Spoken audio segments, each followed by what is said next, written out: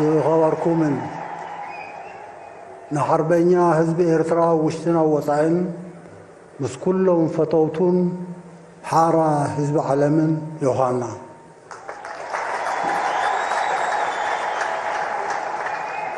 ኣብዚ ካብ ዓመት ናብ ዓመት እናደመቐን ናሓየለን ዝኸይድ ጽምብላት ነዛ ናይ 34 ዓመት ዝኽሪ ናጽነት ብዝተፈላለየ መሰናድኦታት ግርማ ዘልበሱ ኩሎምን መልእኽትታት ዮሐና ዝለኣኹን ልዑል ምስጋና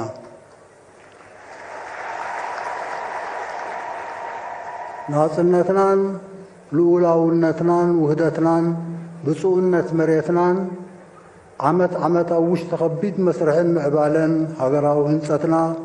ኣብ እንግምግመሉ ብመንፅር ዓለማውን ዞባውን ምዕባሌታት ክርአን ከሎ ናጽነትና ምሕያልን ምድራዕን ካብቲ ሃንቀው እንብሎ ርትዓዊ ዓለማዊ ስርዓትን ዞባዊ ናይ ምክብባርን ምምልላእን ምትሕግጋዝን ርግኣትን ረኸባን ጥምረት ተነፂሉ ስለ ዘይርአ ነቲ ዓለማውን ዞባውን ሃዋሁ ብወድዓውነትን ተዛማድነትን ከነንብቦ ግቡእ እዩ ኣብ ናይ ዓምን ናይ ቅድሚኡን ዝነበሩ ምዕባሌታት ቁኑዕ ንባብና ኣቦትኡን ከሎ ናይዚ ናይ 34 ኣጋጣሚ ፍሉይ ዝገብሮ ኣብ ኣሜሪካ ምምፃእ ፕሬዚደንት ትራምፕ ምስ ፍሉይነቱ ምስ ርዱእ ዓለማዊ ሚዛን ኣሜሪካ መበገሲ ፖሊሲታቱን ኣካያይድኡን ኣሰራቱን ብኣጋ ምቕማር ዕቱብ ዕዮ ገዛ የድልዮ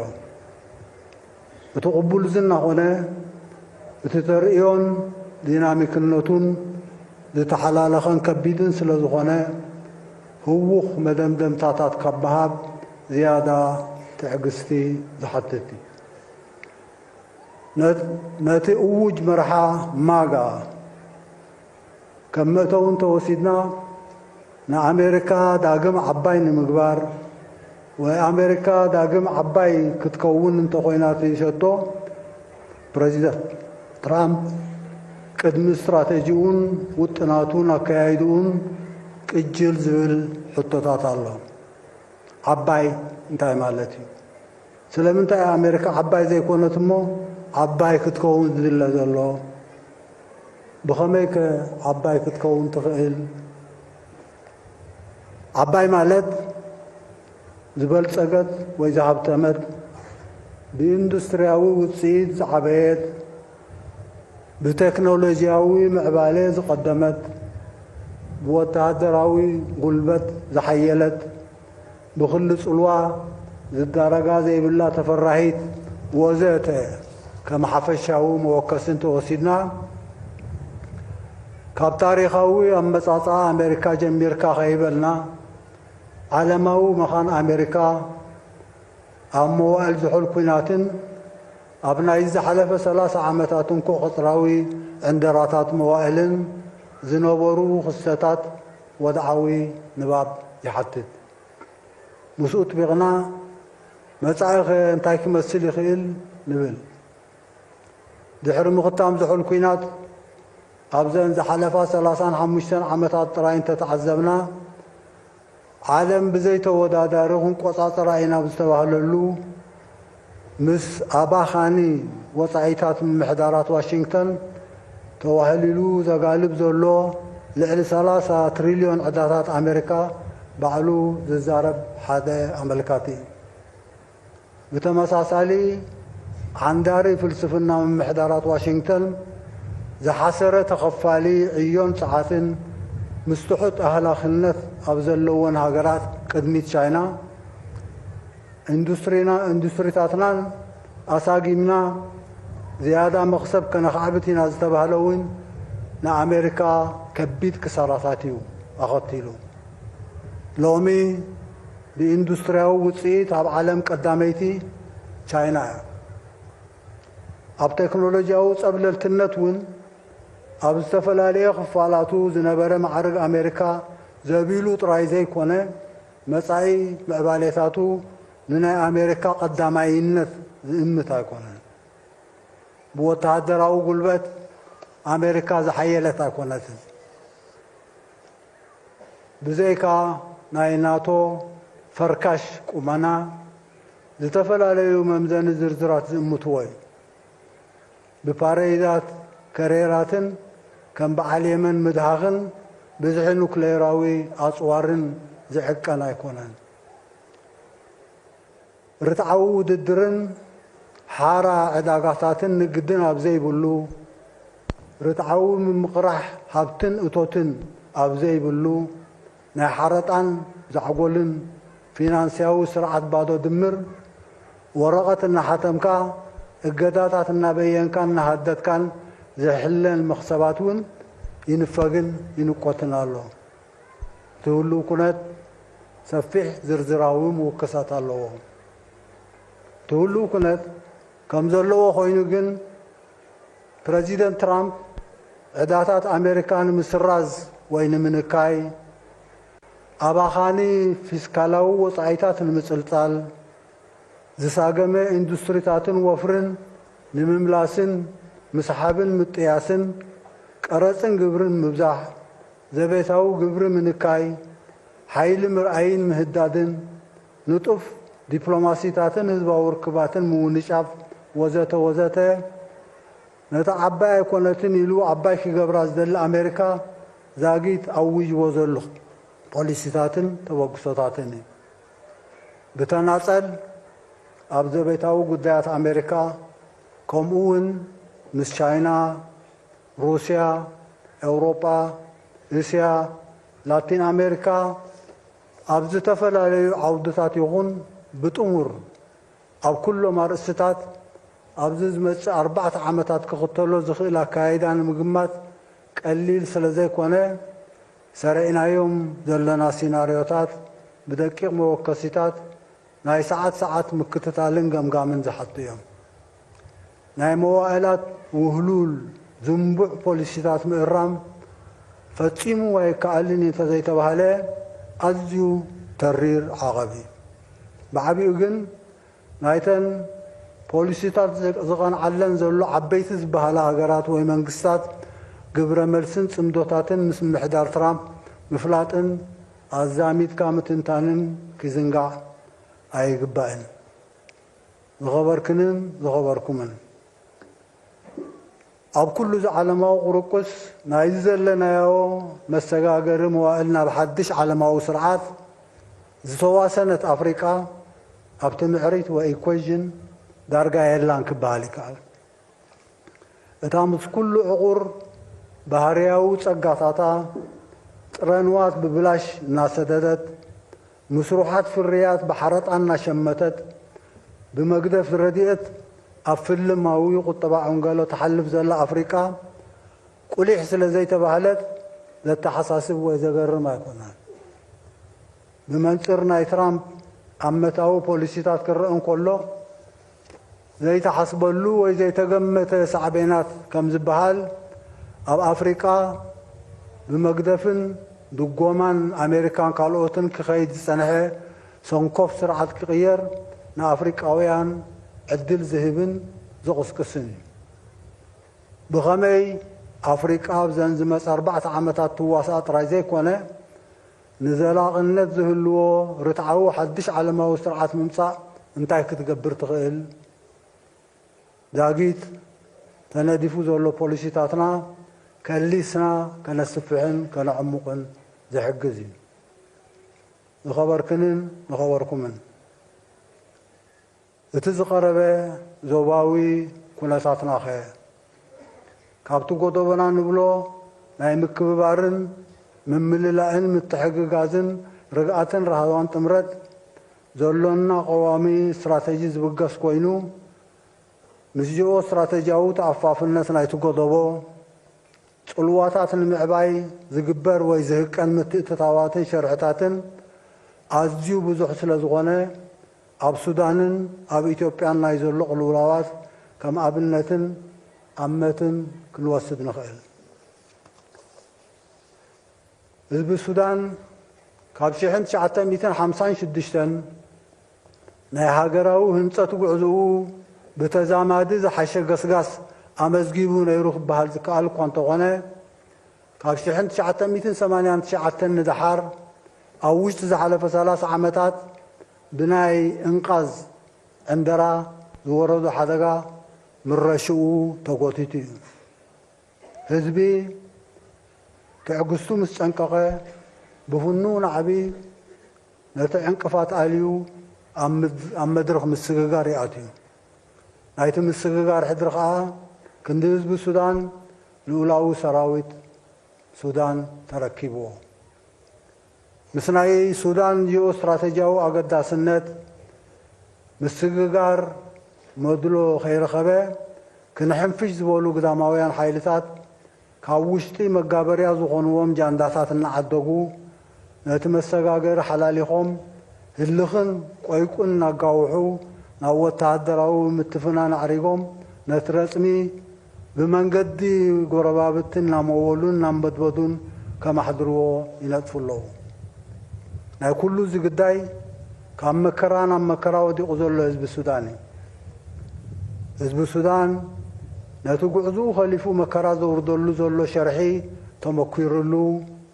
ተቃውምኡ ከስፍሕን ከሐይልን ተበጊሱ ኣሎ ጎደቦ ሱዳን ከዓ ሕልናዊ ሓላፍነቱ ተሰኪሙ ዘይተቆጠበ ደገፉን ህዝቢ ሱዳን ክህብ ግቡእ እምበር ግንዖ ኣይኮነን ኣብ ኢትዮጵያ ከንተበልና ንልዕሊ 80 ዓመታት ወይ 3 ወለዶታት ኢትዮጵያ ናይ ወኪልና ወኪል ክትኮነና ዝብሉ ናይ ዋሽንግተን ፎስተራት ጃንዳ ፎስተር ዳላስ ማለት እዩ ዘበገስዎ ዝንቡዕ ፖሊሲታት ዘኸተሎ ቅልውላዋትን ዕንወትን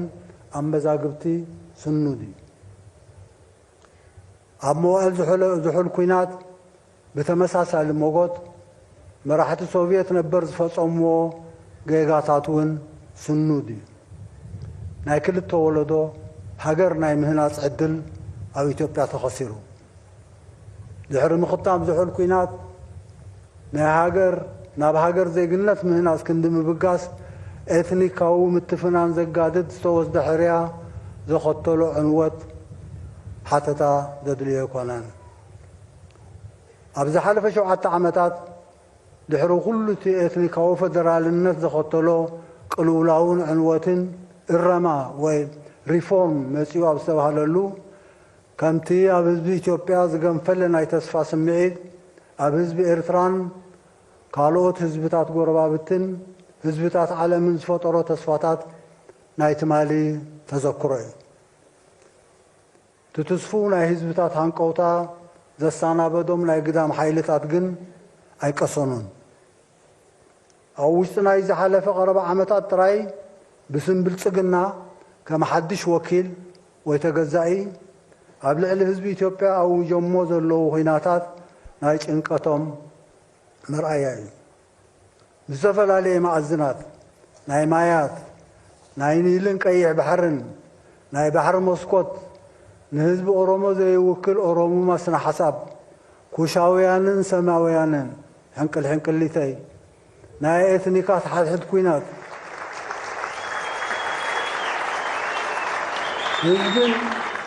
ህዝብን መሬትን ዓፈር ከም መድረኽ መጻወቲ ምዝማዝ ወዘተ ትዕንደራን መሁታቱን ኣብ መወዳእታ ህድማን ቅድሚት ጥራይ ክበሃል ዝከኣል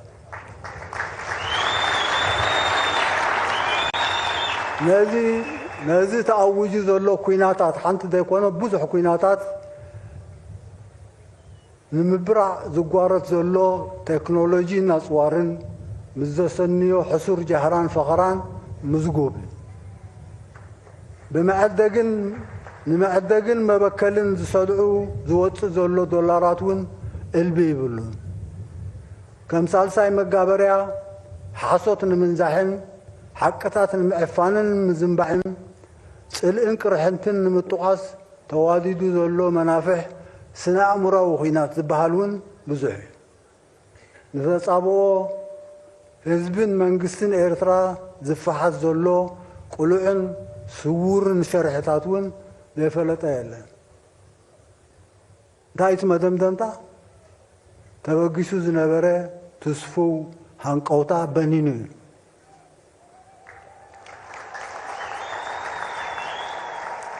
حزب ኢትዮጵያውን ሕርያታቱ ፈሊጡ ተቃውሞታቱ ከበራተ ይረአሎ ህዝብን መንግስትን ኤርትራ ብልዑል ተስፋን ብዘይ ዕቃበን ነቲ ተበጊሱ ተባህለ ኢረማዊ ሪፎርም ዘይ ተቆጠበ ደገፍ ማሃቦም በዚ ተኸሲቱ ዘሎ ሃንደበት ዘጣዕስን ዘሰክፍን የብሎምን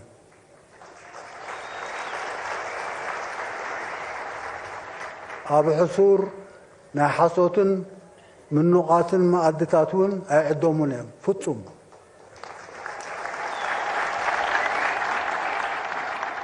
ነቶም ሸርሕታት ዝፍሕሱ ዘለዉ ናይ ግዳም ሓይልታት ኣእዳውኩም ኣክቡ ነቶም ዝሰድኡን ዝደናደኑን ዕማኹ ከዓ ዓዲ ውዓሉ ይብሉ ዝኸበርክንን ዝኸበርኩምን ኣብ ኣህጉራውን ዞባውን ምዕባለታት ተጊህና ብጽሞና ክንከታተልን ኣዛሚድና ኸነንብብን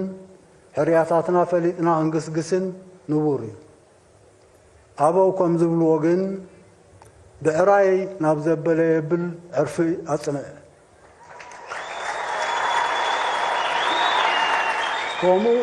ከምኡውን ካብ ጉይ መዓል ክሳድ መሓዚሞ ቆላሕታን ኣተኩሮን ኣብ ዘቤታዊ ኩነታትናን ምዕባለቱን ሕመረታዊ ቀድም ኣብ ትሕቲ ዝኾነ ኩነታት ቅድሚ ኩሉ ዝስራዕ ቀዳምነትና ከዓ መኸተ ልምዓት እዩ ከከም ቀዳምነቶም ክሰላሰሉ ዝጸንሑ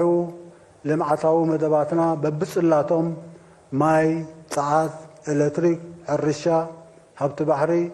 ትሕቲ ቅርፂ ብቐንዱ መንበሪ ኣባይቲ መጓዓዝያ ትምህርቲ ጥዕና ወዘተ ብተወሳኺ ድርኺት ኣድማዕነቶም ምእንቲ ክረጋገጽ ኣብ 2025 ድሕሪኡን ኣብ 6 ዘባታት ተኸፋፊሎም ውጥናት ክደቃቐሎም ንትግባረ ዘሳልጥ ጸጋታት ክጎሳጎሰሎም ልዕሊ ኩሉ ግን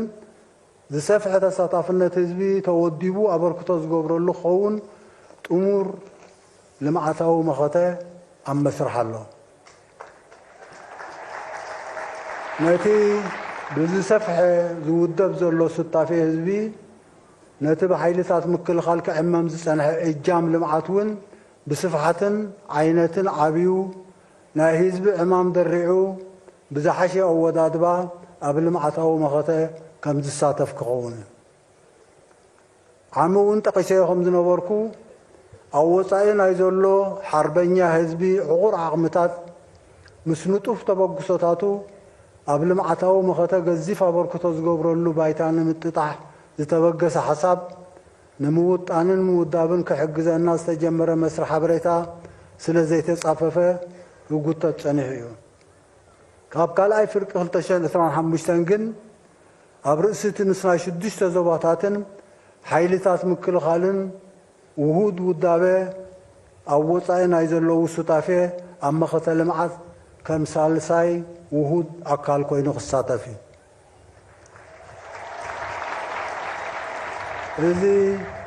እዚ ንውልቃውን ብእኩብን ብኮማትን ደረጃታት ዝውሰዱ ፕሮጀክታትን ወፍርታትን ኣብ ዝተፈላለየ ጽላታትን ዓውታትን ከይሓወስካ እዚ ኣቦትኡ ኣሎ ማለት ኣምር ወይ መበገሲ ልምዓታዊ መኸተና ሓድሽ እኳ ተዘይኮነ ብቐንዱ ናይ ህዝብና መነባብሮ ኣውራ ናይቶም ዝተዋሰኑ ብእዋናውነት ዘቃልል ብዓብዩ ከዓ ናይ ሓዋሩ ካብ ቁጠባ ዓንጋሎ ዘውፃና ኣፍራይነትና ዘሐይልን ምህርትና ብዘላቕነት ዘኻዕብትን ናብ ምስናዕን ኢንዱስትርያውነትን ዘሰጋግር ምእንቲ ክኸውን እዩ መኸተና ኣብ ቁጠባዊ ልምዓት ጥራይ ዝተሓፅረ ኣይኮነን ምስ ተጋላባጢ ዓለማውን ዞባውን ምዕባለታት ዲፕሎማስያውን ዜናውን ሓበሬታውን ግንባራትን ከይረሳዕካ እዩ ማልን ካልእ ጸጋታትን መሳለጥያን أقداسي يكون نبر بتوصاني وفوين تعرنيان سب سلزغنا كسانة زوج سنة حزناينا نجزجز لنا قصقصنا زعقت حيلق أيلن